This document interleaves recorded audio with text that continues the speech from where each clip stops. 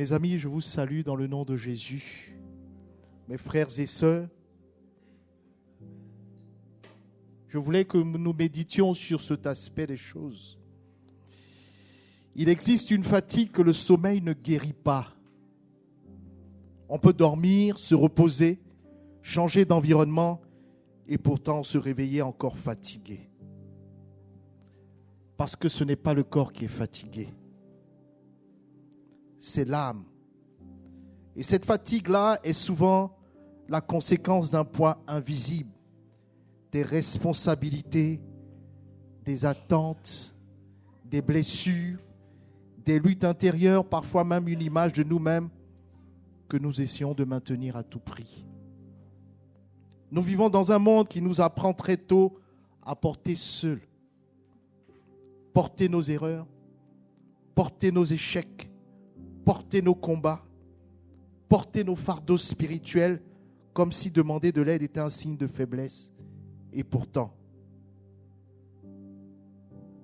parfois même dans la foi, nous continuons à porter comme si Dieu regardait de loin. Alors qu'il nous invite à venir à lui. Si le Seigneur veut nous parler de cette façon ce matin, ce n'est pas parce qu'il est populaire ou poétique, le texte que nous allons voir. C'est parce qu'il est nécessaire. Il concerne ceux qui ne croient pas en Dieu, ceux qui ne sont pas pratiquants, comme ceux qui connaissent le Seigneur.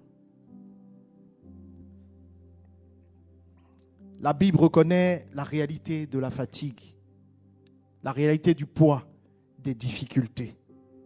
Dans le psaume 6, verset 3, il est dit, c'est David qui parle, mon âme est toute troublée. David n'était pas loin de Dieu. David n'était pas rebelle. Il était un homme selon le cœur de Dieu. Et pourtant, son âme était fatiguée. Cette fatigue touche tout le monde. Et c'est à tous que Jésus s'adresse ce matin. Écoutons et lisons maintenant ces paroles comme si nous les entendions pour la toute première fois. Parce que de façon spéciale et solennelle, le Seigneur veut parler. Matthieu chapitre 11, à partir du verset 27 jusqu'au verset 30. Toutes choses ont été données par mon Père et personne ne connaît le Fils si ce n'est le Père. Personne non plus ne connaît le Père si ce n'est le Fils et celui à qui le Fils veut le révéler. Venez à moi, vous tous qui êtes fatigués et chargés, et je vous donnerai du repos. Prenez mon joug sur vous et recevez mes instructions. Car je suis doux et humble de cœur, et vous trouverez du repos pour vos âmes. Car mon joug est doux et mon fardeau est léger. Venez à moi, vous tous qui êtes fatigués et chargés. Jésus ne commence pas par un reproche à l'humanité. Il commence par un constat. Il ne dit pas « vous avez échoué ». Il ne dit pas « vous êtes faible ».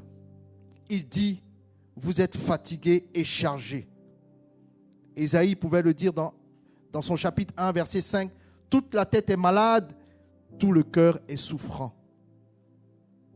Pour ceux qui ne marchent pas encore avec Dieu, cette fatigue peut venir de la solitude. Cette fatigue peut venir du péché, de la culpabilité ou de la vie sans direction. Pour ceux qui connaissent Dieu, cette fatigue peut s'installer quand le service devient une habitude. La vie de foi devient une réalité constante, mais que la relation vivante avec Dieu n'est plus ce qui nous renouvelle au fond de nous-mêmes. Notre foi est devenue mécanique et notre combat se prolonge. Paul a écrit dans sa deuxième épître aux Corinthiens, « Notre homme intérieur se renouvelle de jour en jour. » Lorsqu'on porte un sac, il peut être léger le matin, mais si on porte le sac toute la journée, il devient lourd. Tout ça pour dire que ce n'est pas le poids du fardeau qui fatigue, mais c'est de le porter seul. Jésus ne nous appelle pas à porter seuls nos fardeaux. Raison pour laquelle il nous appelle ce matin. Il ne se contente pas de constater ta fatigue et même parfois la mienne. Il montre un chemin. Venez à moi.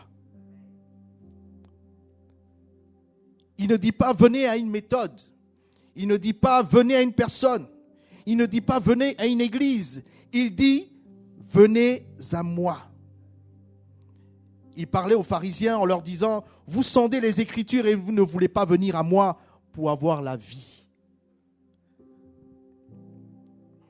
Tu n'as pas besoin de tout comprendre ou d'être prêt. Tu as juste besoin de venir. Jésus disait dans l'évangile de Jean, chapitre 6, verset 37, « Celui qui vient à moi, je ne le mettrai pas dehors. » Amen. Ce n'est pas une église, ce n'est pas un pasteur, ce n'est pas un mouvement, c'est Jésus qui nous appelle et il dit « Lorsque tu viens, je ne te mettrai pas dehors. » On peut connaître la Bible, et ça je parle aux croyants, on peut connaître la Bible sans réellement venir à Jésus. Il dit dans Apocalypse 2, verset 4, « Tu as abandonné ton premier amour. » Bien-aimé, un téléphone dernier modèle peut sembler parfait. Mais s'il n'est pas branché, qu'il n'a plus de charge, il s'éteint, quel est son intérêt? La foi n'est pas une performance. La foi, je veux le dire à quelqu'un de façon solennelle, c'est une connexion vivante, amen, à Dieu par Jésus-Christ. La porte est ouverte, la main est tendue. Quand on vient réellement à Jésus, il promet quelque chose que le monde ne peut pas offrir. Amen. Que les psychologues ne peuvent pas offrir. Que même les psychiatres ne peuvent pas offrir. Je vous donnerai quoi? Du repos. Vous trouverez le repos pour vos âmes. Ce repos que Jésus propose, bien aimé, c'est le pardon. C'est la paix avec Dieu. Et c'est une nouvelle identité. Pour le croyant, ce repos, c'est vivre sa foi sans s'épuiser. C'est servir sans s'épuiser. C'est obéir sans pression. Et c'est marcher dans la grâce. Deux personnes peuvent porter la même charge. Mais celle qui sait qu'on va l'aider tient plus longtemps que l'autre. Amen. Le repos de Jésus n'enlève pas la charge. Le repos de Jésus enlève la solitude. Je ne suis plus seul, tu n'es plus seul, parce qu'il est avec toi. Amen. Jésus parle encore d'un joug, un fardeau partagé. Le joug est changé. Prenez mon joug, déchargez-vous sur lui de tous vos soucis. Déchargez-vous sur lui de tous vos soucis. C'est la proposition qu'il fait. Est-ce qu'il y a quelqu'un dans l'univers qui connaît plus l'humanité que Dieu? Personne. Il dit, déchargez sur Jésus tous vos soucis. Ce qui t'écrase seul peut te transformer quand Jésus est avec toi. Amen. Quand tu réponds à son appel. Aujourd'hui, Jésus ne te demande pas depuis combien de temps tu crois. Il te demande, veux-tu continuer à porter seul ce fardeau que je t'invite à déposer à mes pieds? C'est la question que Jésus pose à quelqu'un ce matin. Il le fait avec compassion, avec plein d'amour, mais surtout avec une main tendue. C'est à toi de décider. Pour certains, c'est une première rencontre. Pour d'autres, c'est un retour aux sources. Écoutons bien cette vérité. Ce que vous portez seul vous écrase, vous épuise, vous éloigne de la joie et de la vraie liberté. Mais Jésus dit, venez à moi, je vous donnerai le repos. Ce n'est pas un hasard si ton cœur bat plus fort ce matin. C'est parce que Jésus t'appelle. Amen. Il t'appelle non pour te juger, mais il t'appelle pour te soulager. Merci Seigneur pour le témoignage de Marcel. Parce que ça nous donne de comprendre qu'il est toujours là. On l'a vu la semaine dernière. Même quand on pense qu'il n'est pas là. Enfin, il a payé le prix. Je ne sais pas si on mesure le prix de ce qu'il a payé à la croix. Amen. Il était dans son trône de gloire. Il est descendu pour toi, pour moi. C'est pour nous laisser souffrir sans espoir? Non. Il est là. Il a promis à ceux qui le suivaient, je serai avec vous que le dimanche. Arrêtez-moi si je me trompe. Lorsque vous viendrez à l'église, il a dit quoi? Il a proposé quoi? Tous les jours. Et comme si ça ne suffisait pas, il dit, venez à moi lorsque vous êtes fatigués. Cette proposition, le Seigneur la renouvelle, tant pour ceux qui ne le connaissent pas, que pour ceux qui le connaissent, parce que Dieu connaît l'humanité. Il veut te soulager. Et je veux dire à quelqu'un, ne réfléchis pas trop. Celui qui vient à moi, je ne le mettrai pas dehors. Je ne le jugerai pas, je ne le condamnerai pas. Je l'accueillerai. La compassion de Dieu existe, hein? Même si celle des hommes a disparu, elle est là. Jésus a toujours cette main tendue. Son joug est léger. Et il invite chacune et chacun. Parfois, on est dans la religion, on est dans des habitudes et on oublie l'essentiel. Vous vous souvenez de Élie? Vous connaissez l'histoire d'Élie? Il a réalisé des prodiges avec Dieu. Amen. Il a fait égorger les prophètes de Baal. Vous vous en souvenez? Il a défié Akab et Jézabel. Il a suffi que Jézabel dise j'aurai ta tête. Il a fui, il a déprimé. Lui, le grand Élie qui a fait tomber le feu du ciel. Amen.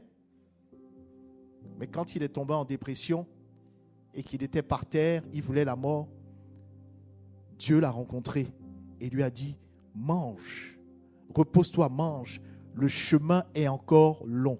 Comme pour dire que nous avons tous besoin de la main tendue de Dieu. Amen.